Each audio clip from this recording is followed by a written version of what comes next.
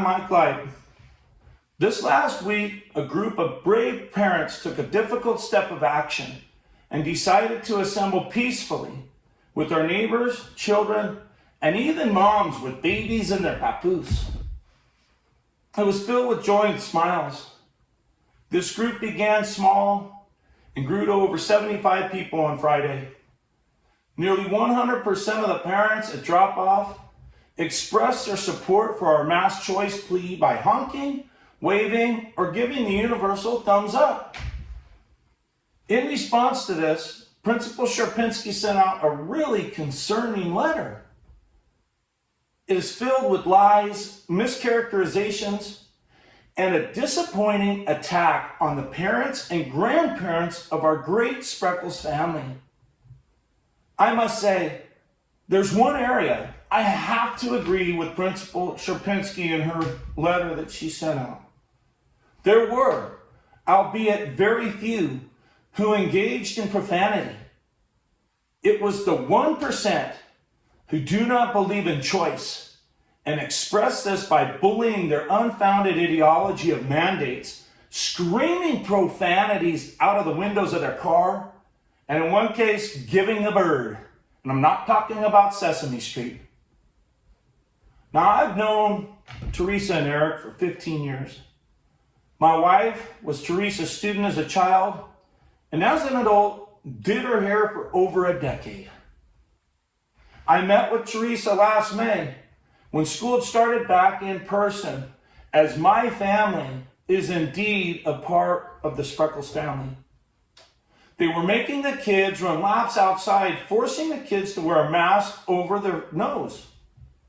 We all have seen the videos of kids collapsing while being forced to wear masks during physical activities. It is horrifying. I was firm that she had to either not have PE or not make them wear a mask while participating. I stated that my son would have to sit out if they were to require the mask during physical activity. Her response, and I quote, "My hands are tied. It is a shame that you'll punish Lauren and single him out in front of all the other kids because of your stance." End of quote. I was absolutely devastated with the response.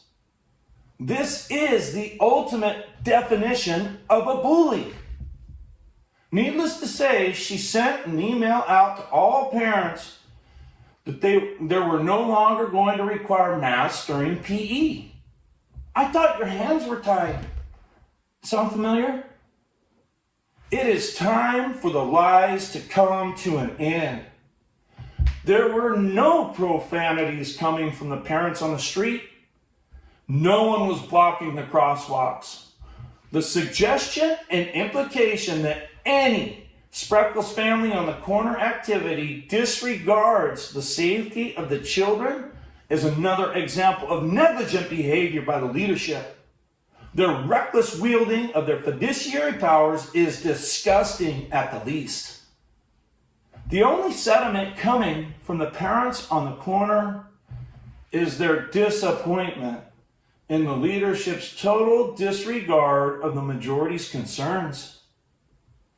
With class action lawsuits in regards to many subject matters, the supermajority of parents have many legitimate concerns with the leadership and their decisions.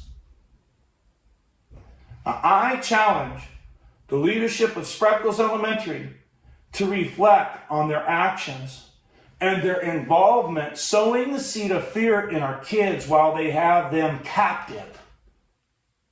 According to parents, they are completely locked out of school property for any reason, any time, including the ability to observe.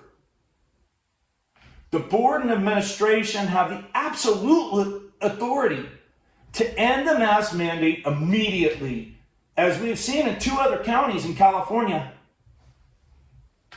We ask this leadership to apologize to its Spreckels family for implicating them in sowing fear in our children. We ask for an apology from this administration for using the resources of the district to defame the parents protesting in good faith to the entire school population with lies and mischaracterizations. Most importantly, we ask the leadership of Spreckels to make masks a choice for our children immediately for the safety of their health. Thank you so much, and God bless.